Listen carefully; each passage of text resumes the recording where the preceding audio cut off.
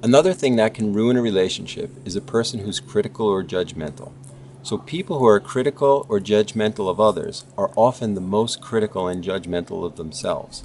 So if we think of somebody who is worried about their body image, they're worried that they're overweight. Every time somebody looks at them, they're going to be anxious that they're thinking that they don't look good, even though they're not.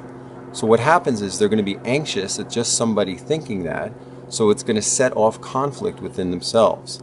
That type of person is always going to be having anxiety. That type of person also is critical and judgmental of other people, and especially their partner. In order to get over this, you have to find appreciation for self and others. So if you're somebody who's very critical of somebody else in your relationship, it's going to destroy your relationship the same way that somebody who's critical of themselves destroys their own self-esteem.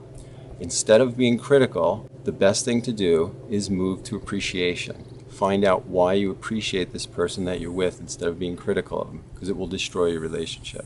The other thing you should do is start appreciating yourself, because when you appreciate self, you'll then won't be so anxious about what's happening in your relationship.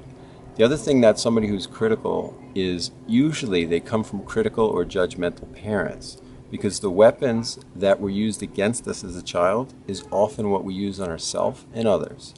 So if somebody had critical or judgmental parents, that means they're going to be critical on themselves and critical of others. One more reason not to be critical of your children. But this also causes procrastination.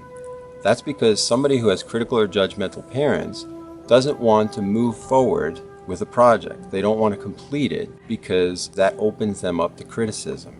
Something to watch out for when you're being critical. Much better to be appreciative.